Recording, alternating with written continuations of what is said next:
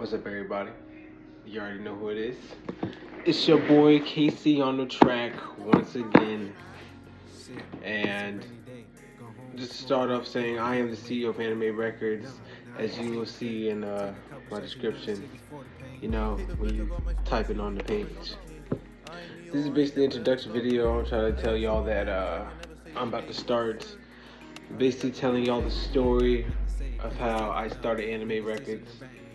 And yeah, basically the storyline.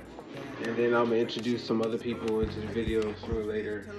Um, we'll get into some discography, like the album covers, the names of the albums, the songs on it, my favorite songs on it, how I wrote them, basically what's going on in my life at the time. So it's gonna be like basically the whole rundown. So that means I'm going to be starting from the beginning.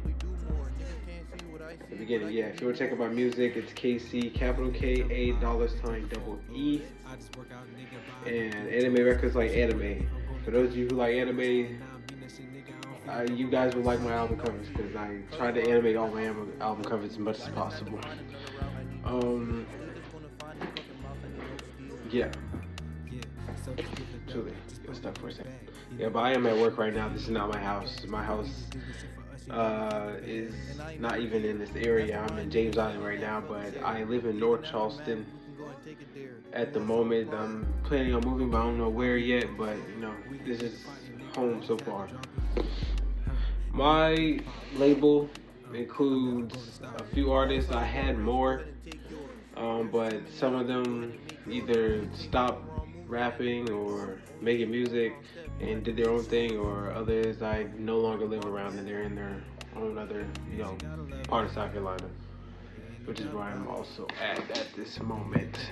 But start off, it's me, Casey. Then I got Melly, the co-executive of Anime Records. He's basically like the go-to guy. Like if you want to get on board, if you talk to him, he'll hit me up and I can get you in the studio with us, bro. Type. Then we have my homeboy 20. He was my neighbor when I first moved down here. I'll get to that later. 20 Big Kappa. Then we got D Snatch. One of the artists, that got seen when I first started making anime records with them boys.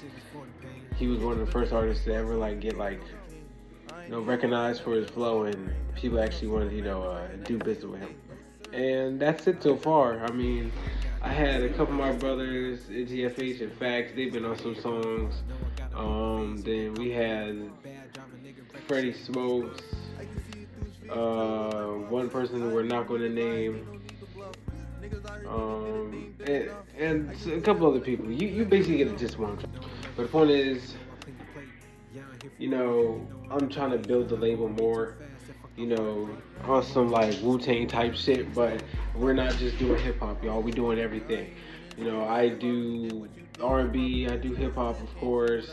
I do alternative indie, I do rock. I do anything basically. I jazz, blues, whatever you want me to do, I can do that, because I'm that musically inclined and versatile when it comes to music. And I'm looking for more people who's in that same type of category with me, if you get what I'm saying. But like I've been saying for years, in order for us to even do anything with music, we gotta come together as a team and promote ourselves and try to get everybody else on board with what we're trying to do. And I feel like me making more content is gonna put everybody more on board on the dream and why I did what I do, why I do what I do, and why I did what I do. Why I did what I... Take 3. Why I do what I do and why I did what I did when it came to building Anime Records. And this is the intro. Next video, I will be at the studio and I basically will be describing how I got into music and musical background and who I like when it comes to artists and certain genres. Till then, stay dangerous.